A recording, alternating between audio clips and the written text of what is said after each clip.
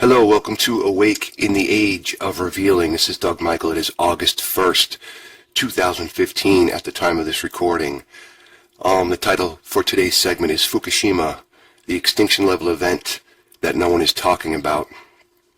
It's good to be back doing this, ladies and gentlemen.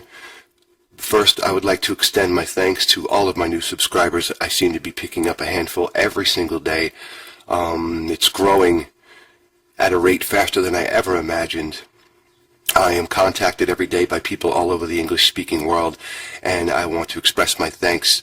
I have to tell you, I'd say a good 98% of the comments and feedback that I receive is very positive, very encouraging, and I really do appreciate it. And ladies and gentlemen, I do try to answer all of those comments.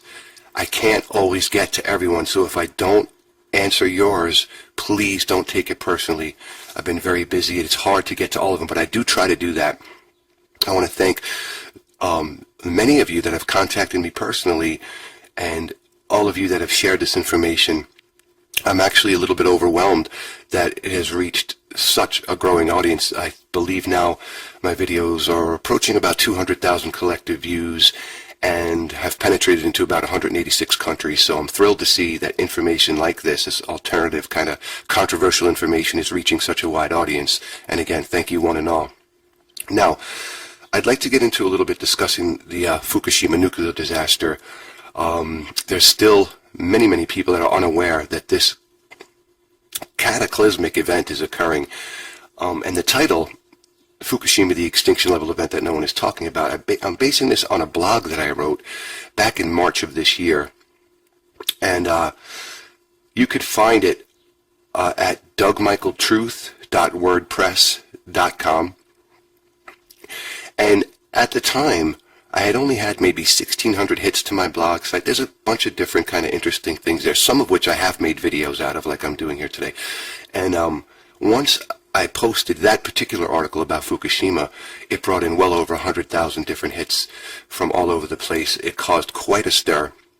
I've seen this article reposted all over alternative media, including Rents and many other alternative sites. And my goodness, I've been contacted by all kinds of people, including one pro-nuke PhD from Stanford, who, instead of debating me point by point, which I never have a problem with, instead resorted to ad hominem attacks, so I just deleted them. That's another thing. Folks, if you're going to contact me, please do. Even if you disagree with me, that doesn't bother me. I will post your comments and I will respond. If you're going to act like a fucking troll and use ad hominem attacks, don't bother, because don't waste your time. I won't even bother with it. If you disagree with me, that's fine. And if you want to do a point by point, hey, I don't agree with this, I don't agree with that, that's fine. I will definitely respond to you. But again, if you act like a troll, just forget it. You're wasting your time. So, ladies and gentlemen, on March 11th, 2011, we're told by official statistics, official sources, that an earthquake of 9.0 magnitude struck off the coast of Japan and triggered a devastating tsunami, which left parts of the country in complete shambles. Official reports claim that 15,891 people lost their lives, 6,152 were injured, and at least 2,584 were reported missing. So this was a very, very devastating event.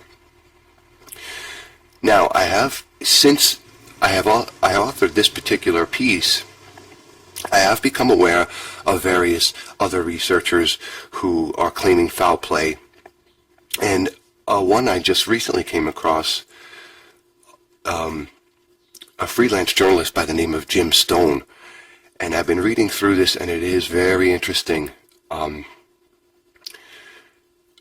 Also, just as a matter of fact, as I was preparing to set up the equipment and do this morning, I came across an article published by the British newspaper The Telegraph back in 2013, and the headline reads, "Tsunami Bomb Tested Off New Zealand Coast."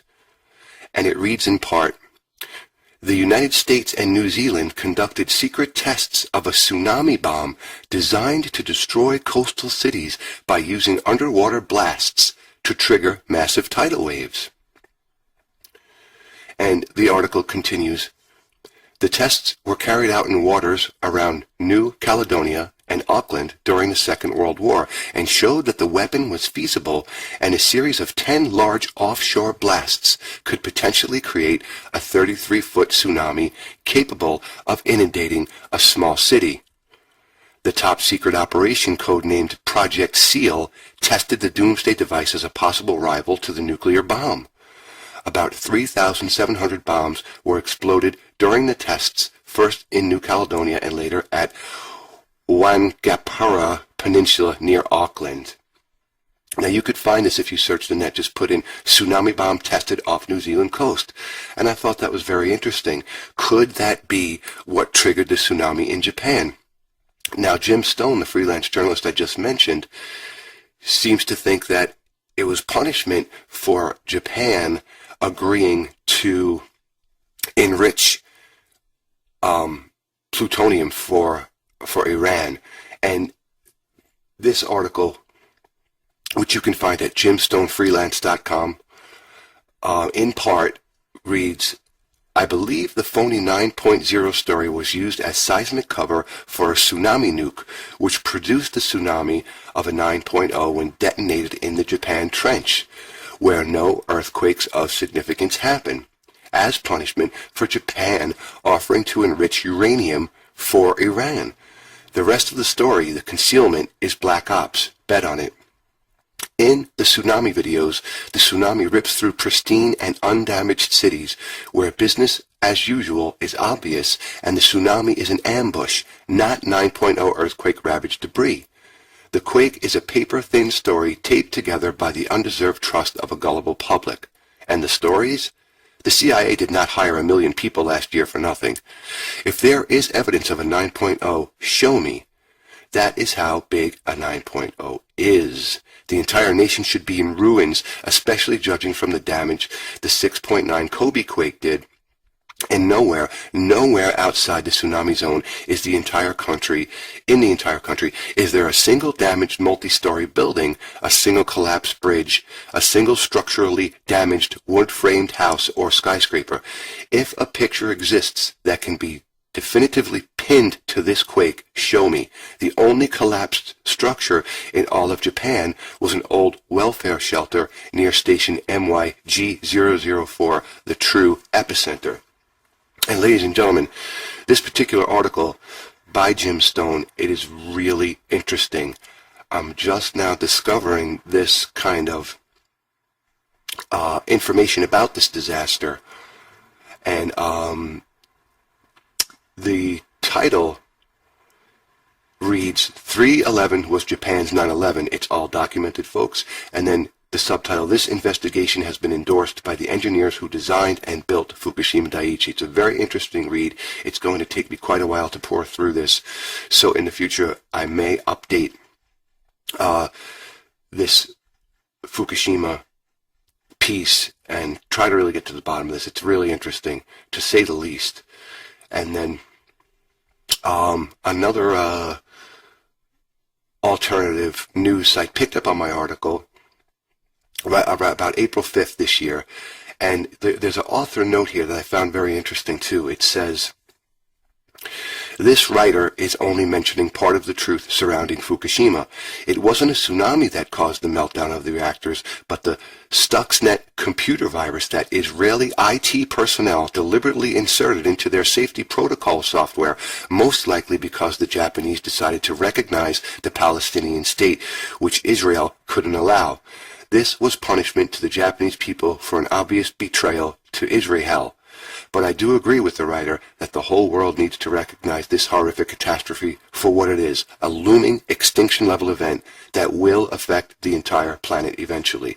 Now that's my point of this discussion today, ladies and gentlemen, is that while the public is distracted by, a dentist who killed a lion in Africa, or by Bruce Jenner wanting to become a woman and having a sex change operation, or by the rebel flag, or by gay marriage being legalized, these are all distractions to blind the public to unbelievable events that are occurring. For instance, the passage of the TPP, Trans-Pacific Partnership, which dismantles more freedom, or the Fukushima disaster, or any of a number of events that are occurring. So be very mindful when something is being pushed in the mainstream media, and realize that a lot of it is meant just to distract you while unbelievable events are occurring. So a lot of people still aren't aware that this event is occurring. Now, whatever it is that caused the tsunami and whatever it is that caused the meltdown, the truth of the matter remains is that there is an ongoing nuclear disaster that has been unfolding off the coast of Japan for the last 4 years, and very few remain even remotely aware of it. And again, when I authored that article, I got contacted by a number of people who were telling me I'm paranoid and it's just nothing to worry about, and the radiation occurs all through nature, and these knuckleheads don't realize that there's a difference between naturally occurring radiation and man-made radiation. The Stanford guy was the most comical to me, because here's a PhD, very, intellectual man. I won't say he's intelligent, but he's very intellectual. And he couldn't even sit in here and say, hey, look, Doug, this is why you're wrong here. This is why you're wrong here. Nope, he resorted to ad hominem attacks and just trying to attack my character. So he's gone. I wouldn't even respond to something like that, nor would I ever. Don't waste my time. Now, according to official reports now, this was the most powerful earthquake ever recorded to have struck Japan, but as Jim Stone pointed out, not much of the country was left in shambles, whereas a 9.0 quake would devastate a 1,000-mile wide area, usually. It is said by official sources that this was the 4th most powerful quake ever in the world since modern record-keeping began in 1900. The quake was so intense in magnitude that it shifted Honshu, the main island of Japan, by an estimated 8 feet, and actually shifted the Earth's axis by between 4 and 10 inches. Again, this is official reports, so, take it for what it's worth. Japan is a nation containing many nuclear reactors, which produce roughly 30% of the nation's electricity.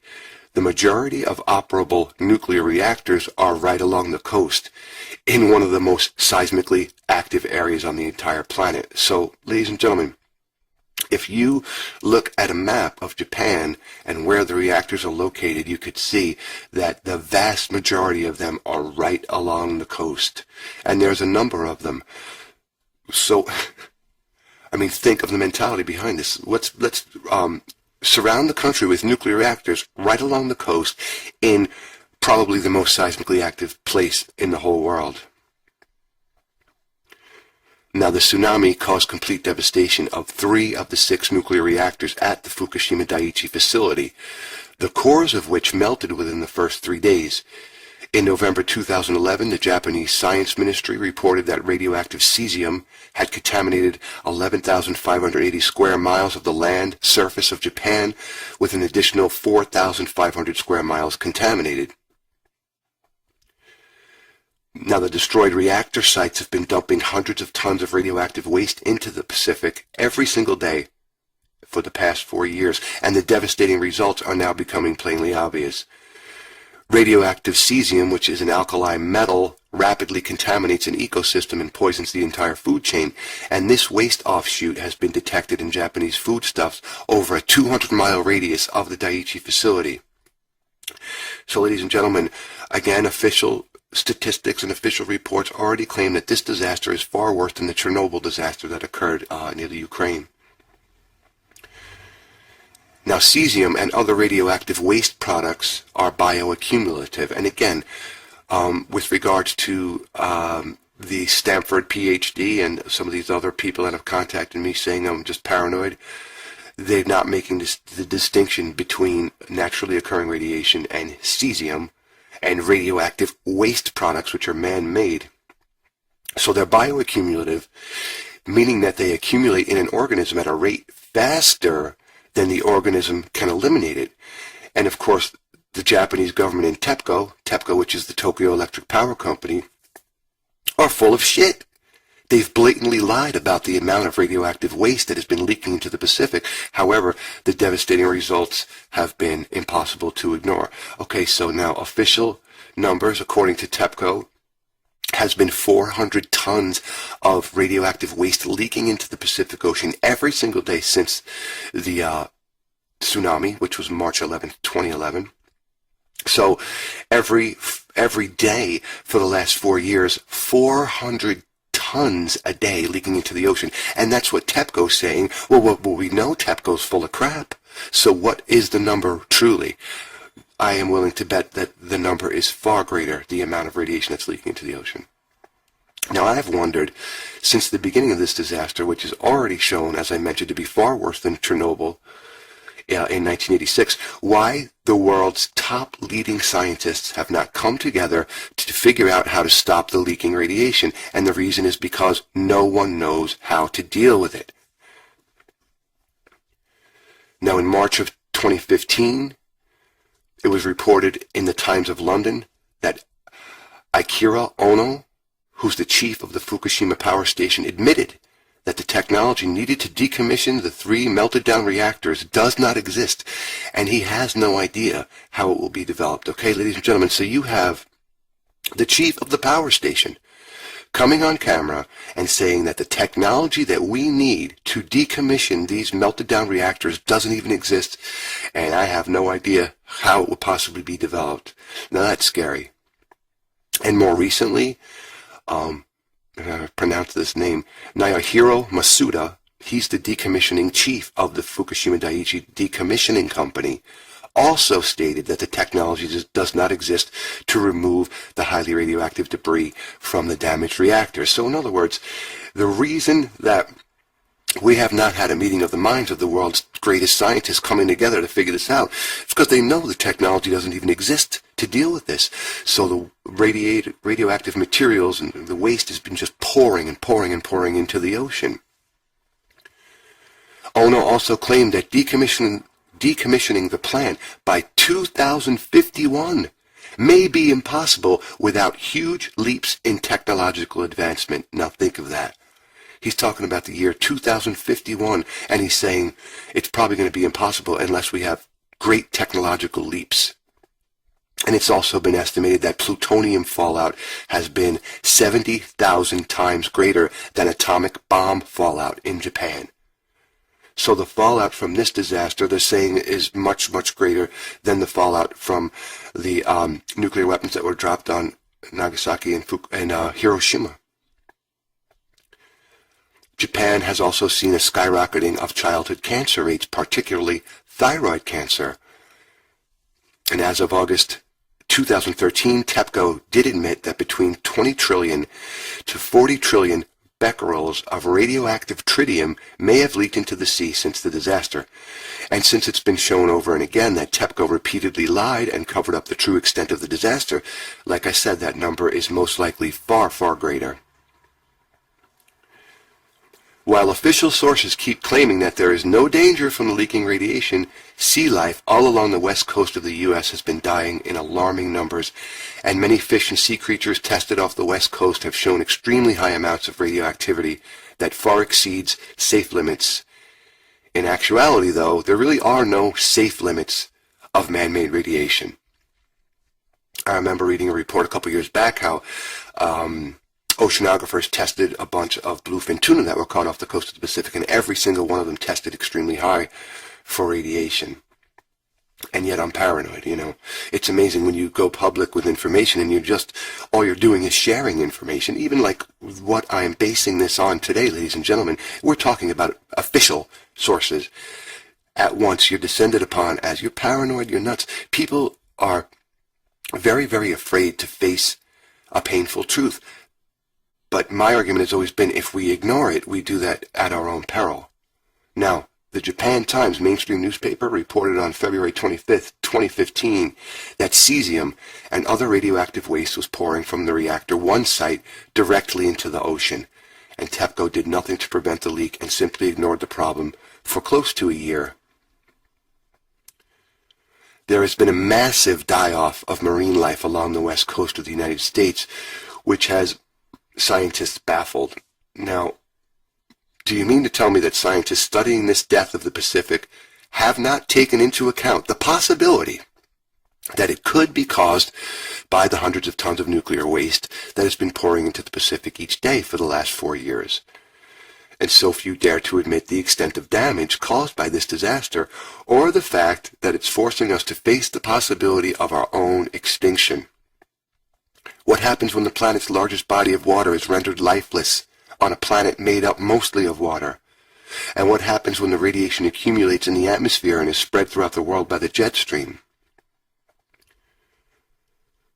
I mean, there are numerous sources that exist where you could see for yourself the massive die-off of sea lions and other sea life along the West Coast.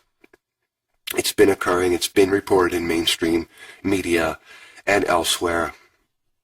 So, anyone who cares to take the time can see this for themselves. But I'm just paranoid. So you don't have to worry about any of this, In 2013, the Huffington Post picked up on this. They reported that massive amounts of krill washed up along the West Coast in a 250-mile stretch from Oregon to California. Now, krill is an essential part of the ocean's food chain. When marine life on the low end of the food chain dies off, the larger animals that feed on that marine life starve. Carcasses of dead sea lions and seals that were examined revealed high doses of radiation, and yet mainstream scientists remain baffled. There's been people that have tested washed up sea lions and seals with radiation detectors and have detected very high levels in these dead sea creatures. Now, another thing that's occurring, widely reported that massive amounts of starfish have appeared along the West Coast that have literally turned to mush, kind of like wasting disease. USA Today reported on this, and of course they claim that no one knows why. It's a mystery. Might it have something to do with the fact that the Pacific has now become, a toxic waste dump? Well, that's just crazy paranoid talk. But, there are arguments that this starfish die-off started before the Fukushima disaster, so it is a bit of speculation, but it could certainly be a contributing factor. It's also been reported that 98% of the seafloor of the Pacific is covered with dead sea life. Not surprisingly, mainstream scientists blame this massive death of the Pacific on global warming. Yeah, we're still tooting that horn.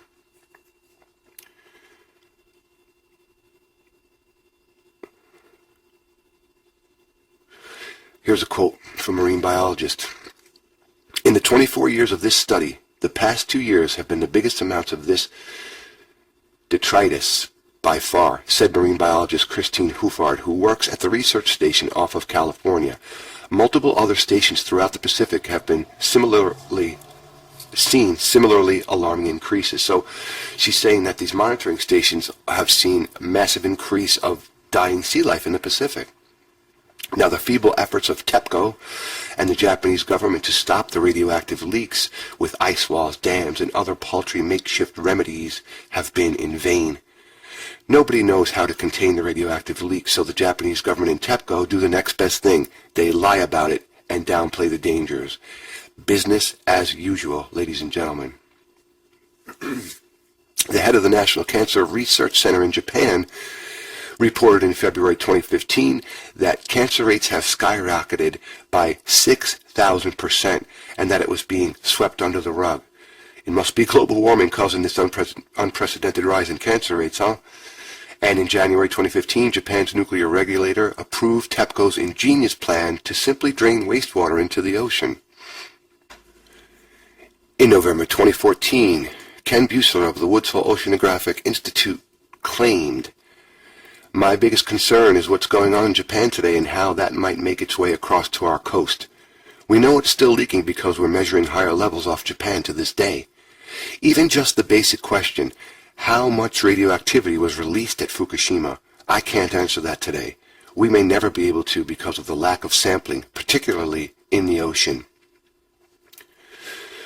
An experienced veteran sailor by the name of Ivan McFadden, who has sailed the Pacific taking part in races, stated in an interview that, "It's dead for thousands of miles. There was nothing between the U.S. and Japan. Like sailing in a dead sea. Everything's all gone. Just talking about it makes me feel like I want to cry. No birds, no fish, no sharks, no dolphins, no turtles, nothing."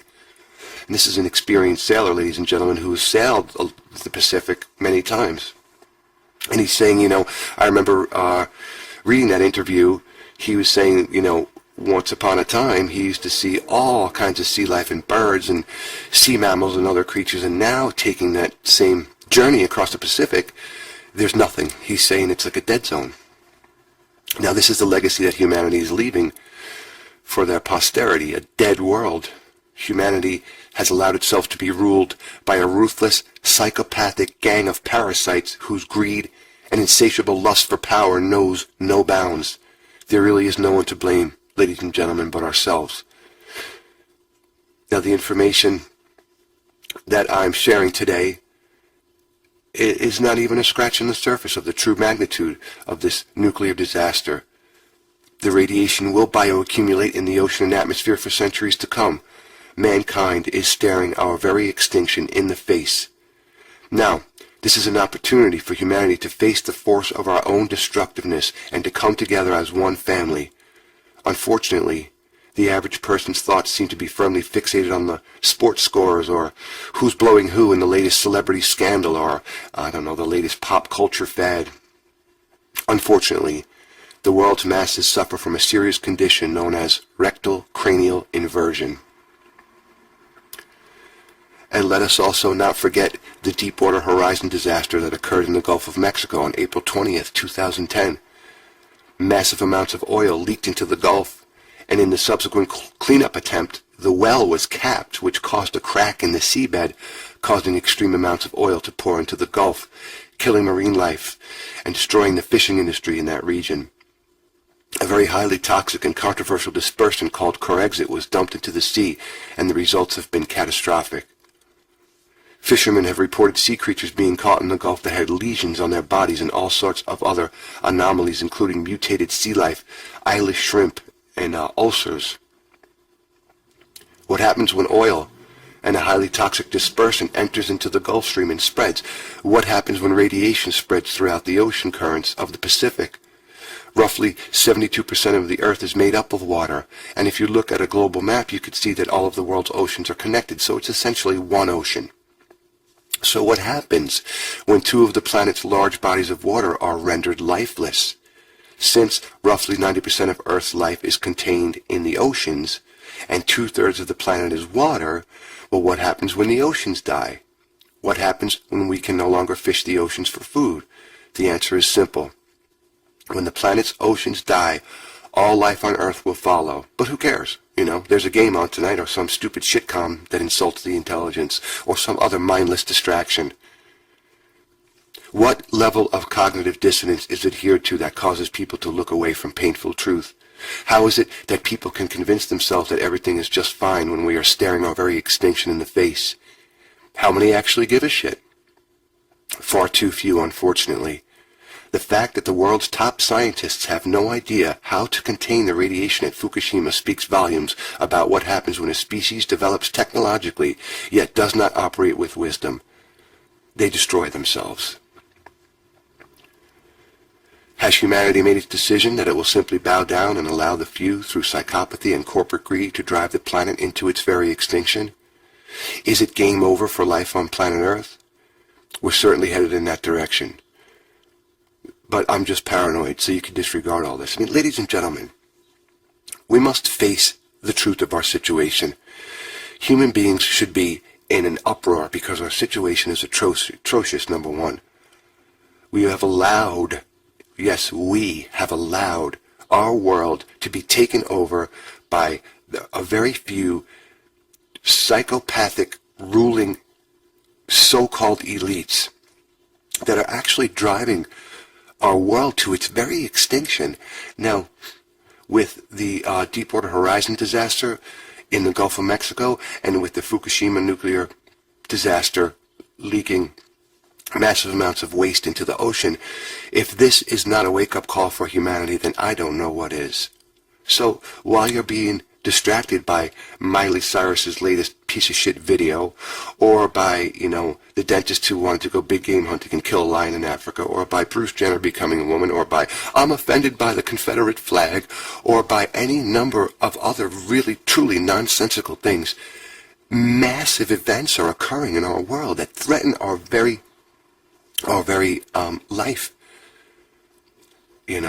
And I'll tell you, just as an aside here, I know I've mentioned this in some other videos, but in 2012, in about February, that was the last time that I had my experience with the shamanic medicine called ayahuasca, which is a very highly visionary plant. And I remember in that session having visions of a future Earth that looked like a dead rock, like Mars. And the message I was getting was that the way the energy is now, this is the way that we're heading, but that it wasn't too late. It still wasn't too late to go into another direction, but that it was up to us, that where we go from here is up to us, that we truly have reached the crossroads. And I cannot think of anything more crucial to understand than the fact that there is massive amounts of radiation pouring into the Pacific and destroying life. If this is not a wake-up call for humanity, then I don't know what is. The time for humanity to collectively wake up and come together is here and now. We can't put it off to future generations to mop up the mess, because at the rate we're going, the planet will be unable to support life. And like I said, I was shown in my visions that a dead planet that resembled Mars, just a planet that once teemed with life that has since been destroyed. This is where we stand as a species. Does it sound paranoid? Well, maybe. But that does not negate the fact that it's true. So as we bow our heads in quiet approval, our home is being destroyed and your children's futures are being stolen right from under them. Sleep on, everything's okay, and raise your glass to the extinction of humanity.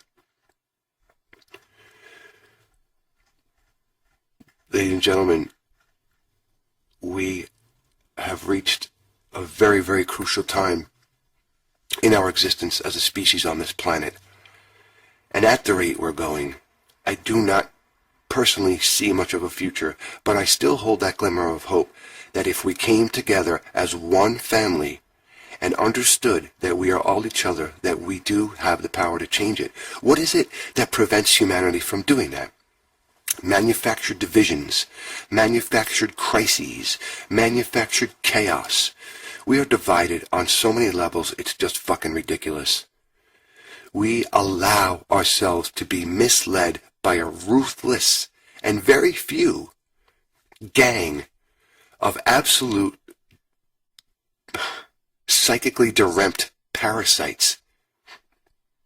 Now, I'm going to be looking into this a lot deeper, and if what researchers such as Jim Stone are claiming is true, that this was sabotage, it's just beyond psychopathic. Maybe it is true that there is a small gang that they are so devoid of any semblance of what it means to be human that they would think nothing of rendering this planet completely dead. Their contempt for humanity knows no bounds. Or maybe we are dealing with an archonic force, as many researchers have suggested. Maybe we are dealing with another species who a radioactive planet would be more conducive to an environment that they would thrive in. This again, speculation. But the fact of the matter remains, there is an extinction level event that is occurring off the coast of Japan. It's been occurring since the tsunami, March 11, 2011, and few, relatively speaking, are even remotely aware of it. So what will becoming aware of it really do if we're, these top, decommissioning experts and nuclear experts are saying that technology does not even exist to correct the situation? Well, if we could come to the realization that this is occurring, and then the planet's top scientists come together to develop the technology that can, stop the leaks, maybe we have a glimmer of hope. I don't know. I tell you, I try my best to remain positive and optimistic, and sometimes it's just difficult to do that. You have something like this going on, it's difficult to see any kind of a future for humanity. Or like I suggested before, maybe it's just that third-dimensional experience on this planet for humanity is done. Maybe it's simply, I don't know, graduation time. Maybe it's time for us to move on to different experiences. I mean, I don't know. I still, though, hold a great concern for humanity and for the planet and for her creatures. And, you know, just to, when you see the map of where the nuclear reactors are in Japan, it's absolutely insane. Also, the reactors that were used at the Fukushima Daiichi facility were known to have flaws. They were GE-built reactors. There were known flaws with these reactors, and they went ahead and used them anyway to construct this nuclear facility. So what we do know is that, according to TEPCO, which is full of shit, as we know, according to them, 400 tons a day of radioactive debris and waste has been leaking into the Pacific. The number is probably far greater. And, you know, that might not seem a lot, but how is that going to accumulate over the years, and especially when there's no way known to stop this? How will that accumulate in the environment? Will the Pacific Ocean be rendered completely lifeless? Now we're seeing reports of 98% dead sea life along the Pacific seafloor. We're having experienced sailors that have sailed the Pacific numerous times saying there is nothing. It's a dead zone. We have massive amounts of marine life washing up along the coast in California and Oregon and Washington. So we're seeing the devastation. We have sea creatures that are caught that are tested for radiation very, very high, far, far exceeding any safe limits. So we actually can measure and can see the devastating results. What is it going to be like a decade from now if the technology is not developed to deal with this catastrophe? What kind of future at all remains for humanity? Ladies and gentlemen, this is a short segment today. I'm going to be looking into this further. I was very, very interested in the Jim Stone article. I've read some of his other work, particularly involving antidepressant drugs, and I found it very compelling. This is worth reading. He has a lot of images in this article, and he makes a strong case for sabotage being perpetrated at this facility. Regardless of what it was that destroyed this facility, whether it was the tsunami or, you know, sabotage from a computer virus or whatever it was, the fact of the matter remains is that this is a serious, serious situation.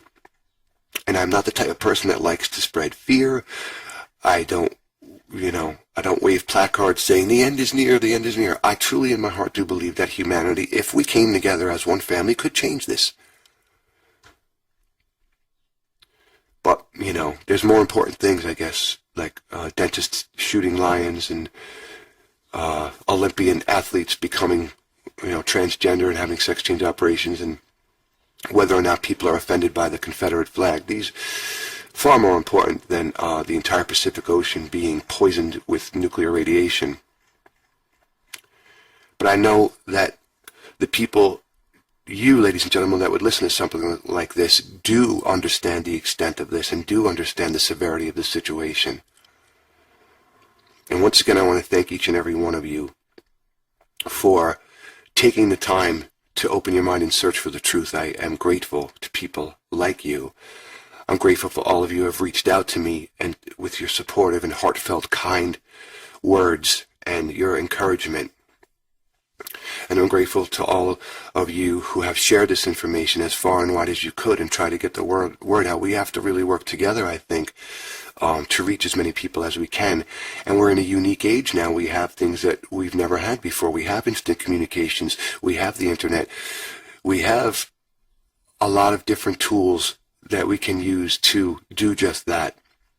And I appreciate each and every one of you that take the time to do that, that stand up in the face of ridicule and speak the truth anyway, that network together with other like-minded people and try to, you know, really share the truth of the situation that we face as human beings. I respect it very greatly, and my heart goes out to each and every one of you. And again, thank you so much for taking the time to open your mind to search for the truth and for supporting me in this manner. And I wanted to just say this too, ladies and gentlemen. I know it's been a little while since I've done this. I have had some health issues and some personal problems that I've had to deal with, but nothing's going to stop me. I'm going to keep doing this, especially now that I see that there is a growing interest, and it's a global interest. That is what encourages me to do this even more, because obviously what I thought was going to be information for a very, very, very select small group of people has reached more people than I even believed it would. I'm actually overwhelmed by it. Another thing too, I was hit by YouTube with a copyright warning, even though I claim fair use in every one of these videos, and I do not monetize. So if you watch one of my videos and there's a commercial, understand that it's not me that's doing that. It's probably someone whose image I used, and they wanted to monetize based off that, which you're allowed to do with YouTube.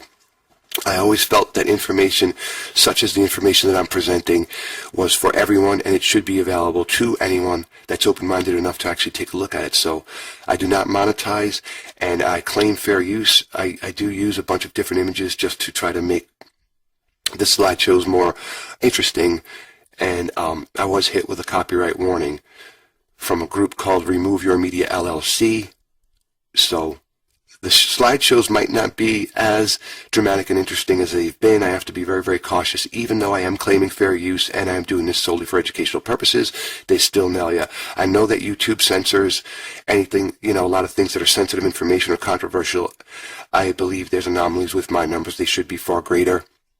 But with others too, I've noticed this. So keep that in mind too.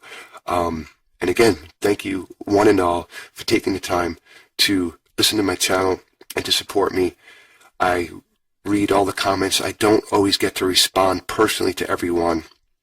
I have been contacted personally by a number of you, and I've met some absolutely amazing people through doing this work and through having you reach out to me, and I greatly appreciate it. I really, truly do, from the bottom of my heart. This is just a small segment today. You can find the article that this is based on, again, at dougmichaeltruth.wordpress.com. I am currently working on a domained website. I just finished up a 450-page book, which I'll make available in electronic format, most likely on smashwords.com, where you can do that for free. I've talked to a number of print-on-demand publishers, and even they won't touch this information because it's very controversial, and because I do name names in my work. I do point a lot of fingers, and even POD publishers don't want to touch that. They're afraid of getting sued or whatever it may be. I like to say it's because they have no balls, but whatever. So what I'll do is I'll make this available in the electronic format, which, unfortunately is not as in-depth as a printed format could be, but I think my idea is I'm going to make it available very affordable, and then all the profit that's made from selling the electronic format probably will go into self-publishing through a lithograph company and distribution as far as a printed format, which will be much more detailed and in-depth. So ladies and gentlemen, thank you so much for all the support, all the encouragement, all the kind words. It's greatly appreciated, and I will continue to do this. Thanks for everyone for the concern too, asking me, hey, is everything okay? How come you're not doing videos anymore? I just took a brief hiatus again due to health and personal problems. But we work through it, and I will continue. I think the next episode will deal with transhumanism, which is also becoming very, very in our faces, artificial intelligence and the development of technology that will be infused with human biology, which to me is a very, very scary prospect too. But I'm going to get into that too, and much more coming up in the near future. So thank you once again for your patience, for your kindness, for your support, for your encouragement. Ladies and gentlemen, this is Doug Michael. Until next time, walk in peace.